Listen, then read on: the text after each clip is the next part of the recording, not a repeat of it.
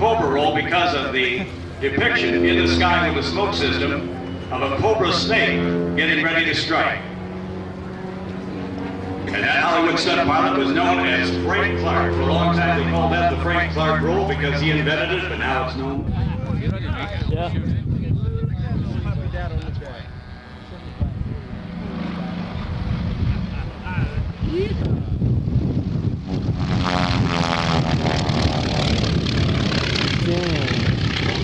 The bullet, it's called the bomber because of that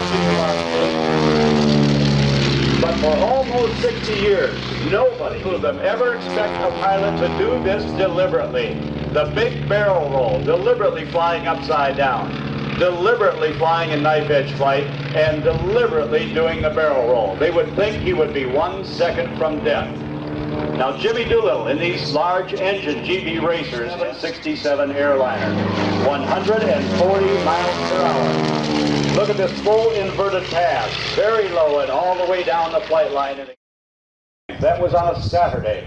On a Sunday, early in the morning, the engineers, the designers, the draftsmen, the technicians and pilots who were going deep into enemy territory on their daylight bombing missions. This airplane and a couple of others were first able to provide cover for those bombers.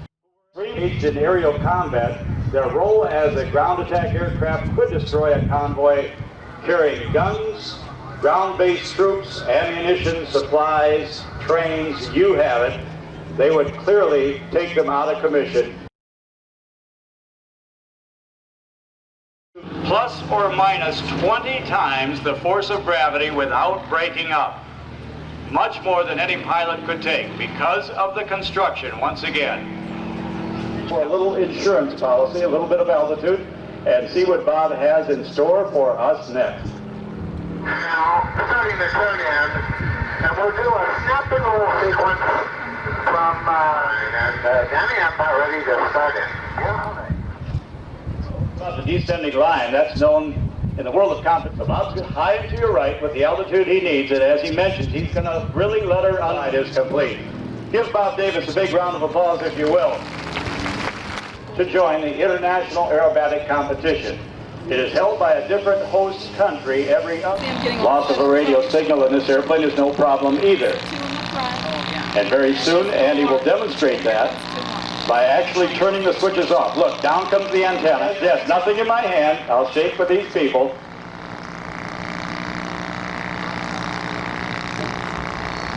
Back to the panel. Back conventionally guiding the aircraft. Right now he's having trouble spotting it, but it doesn't matter. Really low.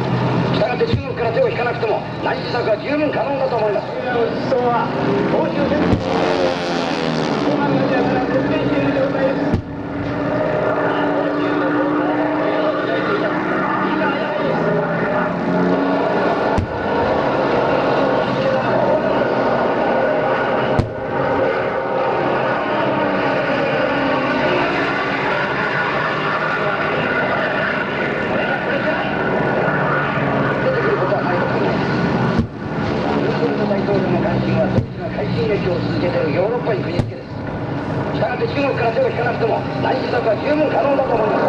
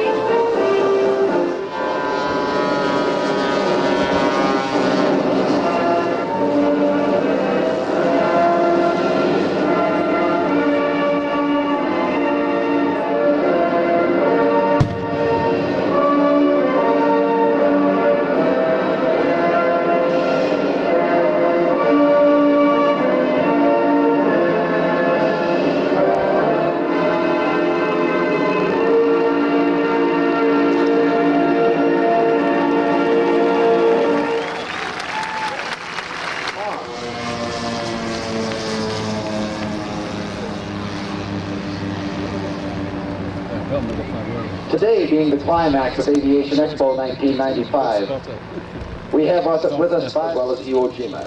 In 1945, the paratroopers and Carlson Raiders were disbanded, and the 3rd and 5th Marine Divisions were formed. Bob and Doug were transferred to the 5th Marine Division and landed on Iwo Jima stripes raised on Mount Suribachi. They spent 38 days and nights fighting the battle for Iwo Jima, and were there to see the first bomber make a forced landing on the island after a bombing run on Tokyo. Bert Gustafson. Bert is from Denison, Iowa. He was with the 5th Engine of the 28th Marines, 5th Marine Division. He was assigned to the machine gun platoon as a machine gunner. He was wounded about March 3rd, 1945, and spent 10 days in an Army hospital on the island. He was then sent back to his unit for the final mop of the island of Iwo Jima. After the surrender of Japan, he did occupational duty for several months in Japan. Wallace Bees. Wallace lives in Tora Bomb Squad, has prepared a 21-gun salute.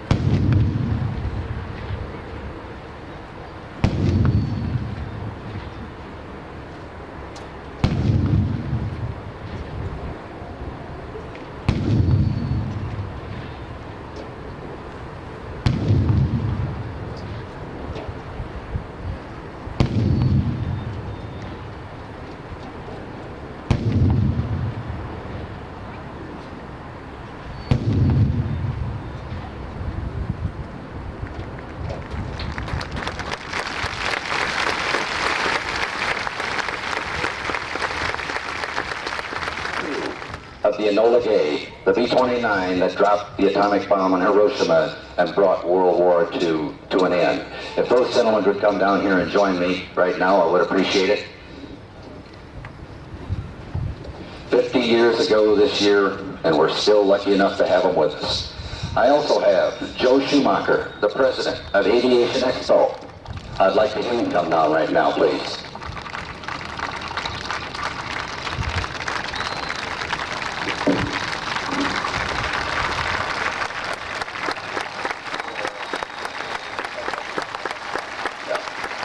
Joe, I understand.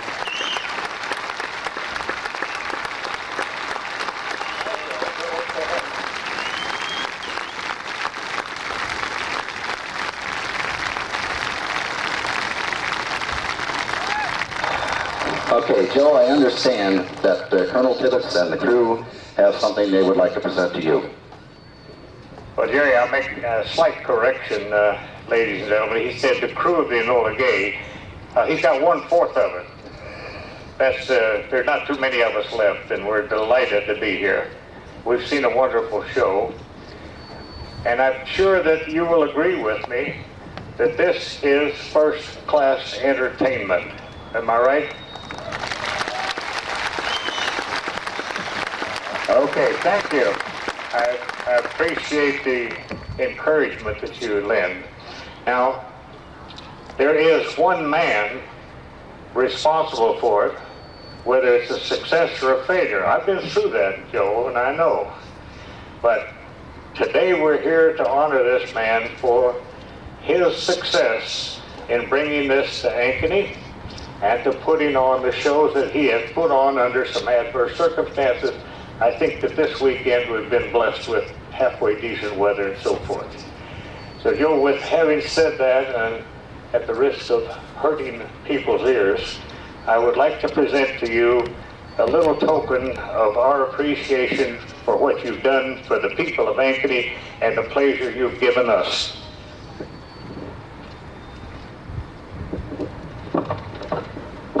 Joe, this is one of the things that you put out here, but we thought that it would be most appropriate to have it encased in a frame and bearing our signature.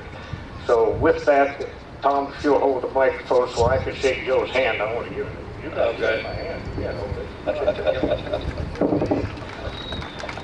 many more successful ventures.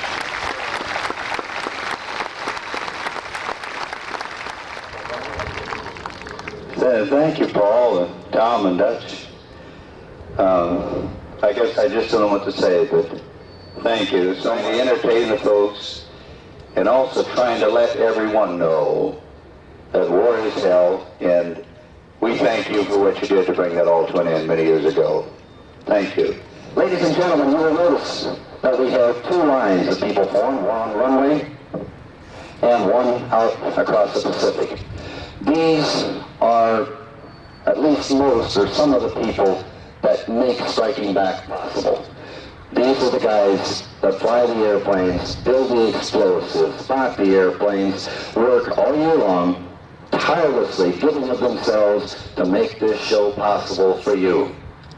They have something that they would like to give to the Enola Gay crew, as much as we have of them, and Joe.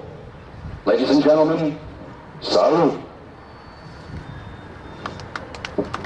And crew members, I salute you. You do one heck of a job.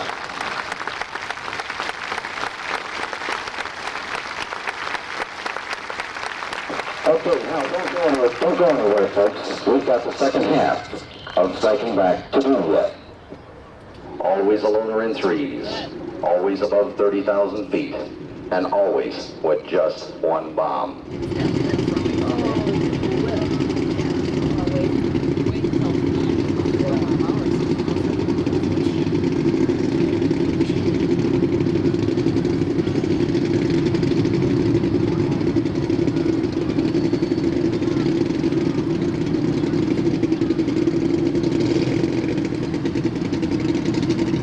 Finally, the word comes down from Alamogordo, New Mexico. Test successful. The first atomic bomb has been exploded.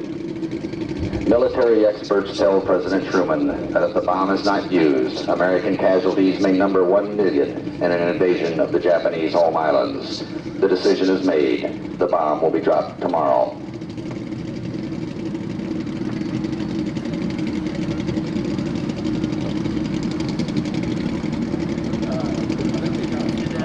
Consecutive B-29s crash and burn on the day before the atom strike. Navy Captain William S. Parsons asked General Thomas Farrell if he can assemble the bomb in flight, fearing that a crack-up on takeoff might obliterate Tinian. Captain Parsons has never assembled an A-bomb before. He now has 4 hours in which to learn how.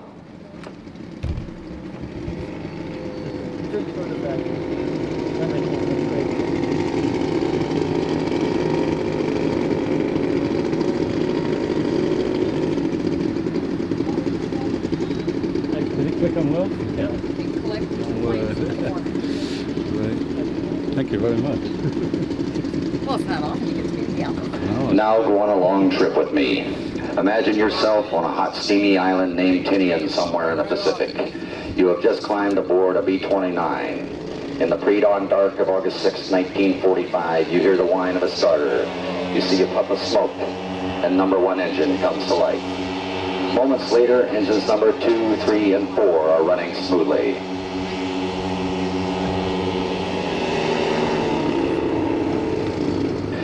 Heavily laden with fuel, you begin your takeoff roll. Weather observers will go first. Depending on visibility, the strike will hit Hiroshima, Kokura, or Nagasaki.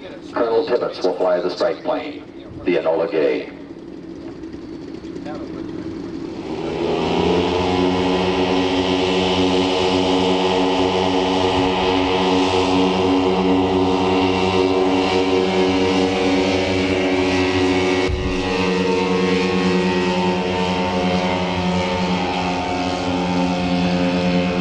Time is 2:45 a.m. Yeah, that. I think they cost a couple $100,000. 5:55 a.m. over Iwo Jima, halfway to Japan, to climb and set a course to the northwest. They used to have two models. Did you ever go to it with the microphone? 7:20. The bomb is complete. It is now alive.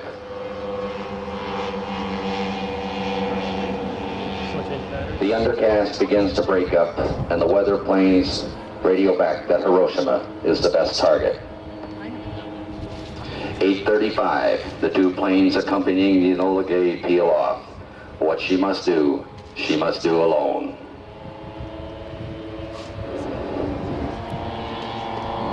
It's 9:11 a.m. Bombs away. 9:16, Hiroshima all but disintegrates. This blast signals the beginning of the end of World War II.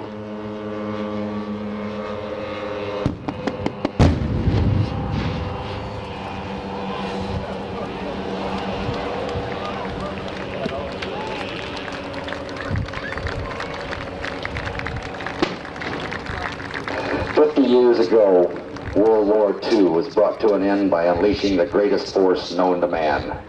Striking Back is presented not to celebrate war, but to remind us all what a terrible tragedy war really is, lest we forget. Ladies and gentlemen, this concludes Aviation Expo's Striking Back.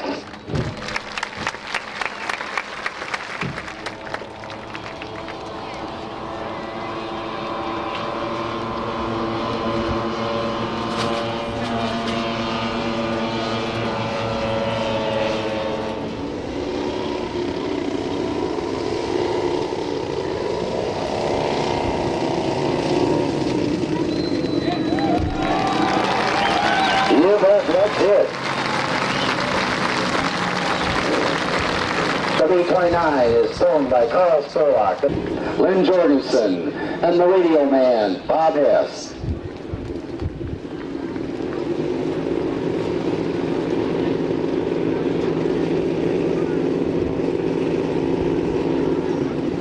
Okay, once again, the iWorks reactor is open. Go back and take a ride on that thing. If you haven't done it yet today, you've really missed a high one.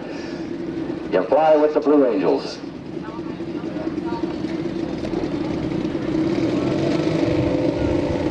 Oh, and we still got the TV raffle going on. For a lousy $1, you may get yourself a 19-inch color TV and a VCR. Right across the road here, in the little gray booth, Mo is over there selling tickets for that thing. We will draw a winner after we know that everybody that's bought one, has one, or once one bought one. Hasn't been very many sold yet. Chances are pretty good on that thing. It's a 19-inch color TV and VCR. Talk to Mo across the road in a little gray booth.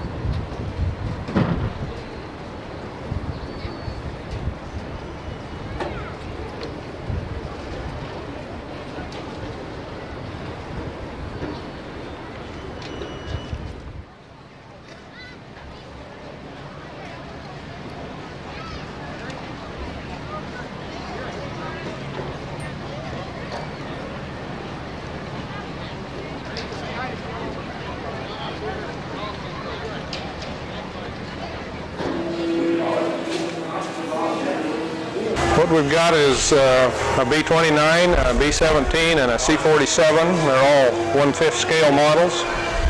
The B-29 has a 29-foot wingspan. It uses 4 Quadra 100cc engines. It uses 7 channels to do all the flight operations. It has pneumatic retracts and electric flaps and does about all the things that the real one does. It weighs about 380 pounds when it's loaded up ready for flight.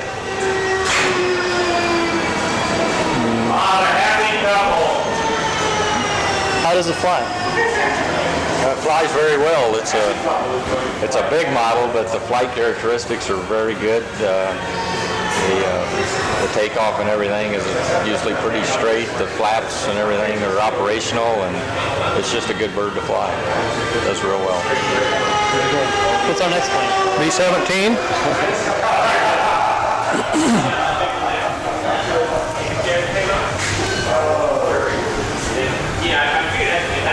It's a little bit smaller than the B-29. It has a 21-foot wingspan.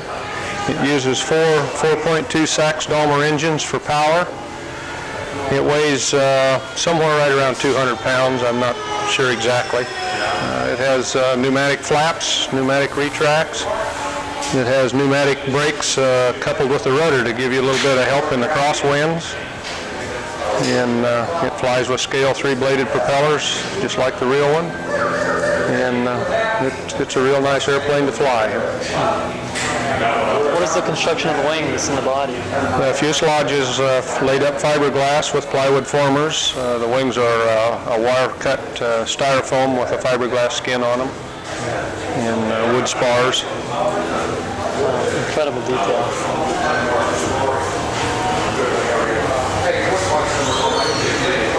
What's our next plane?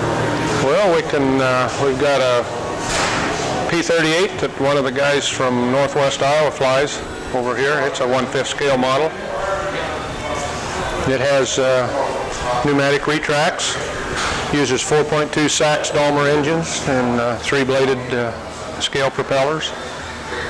I think it's about 125-inch wingspan, and I'm not really sure what the weight is on it. I don't get around it as much as the others. But That's great.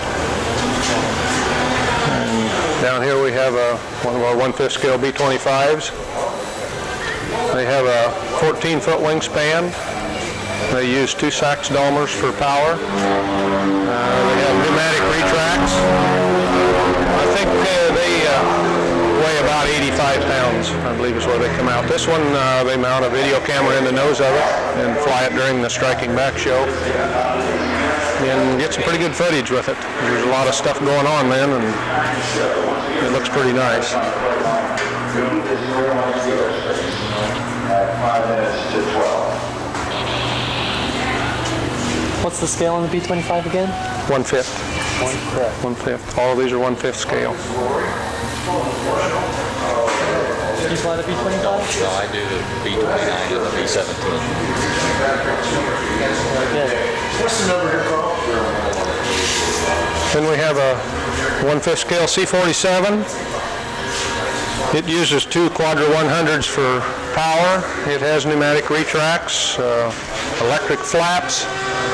We carry about 6 little paratroopers in it that we can drop out over the battle scene. It has a 19-foot wingspan. This was one of the first airplanes used in striking back. I think we had this about maybe the second year that we did the show. So it's been with us quite a while. Very good. Some of the aircraft are performing I think that's about it. I do need Thank you very much. Sure. Hope it works out.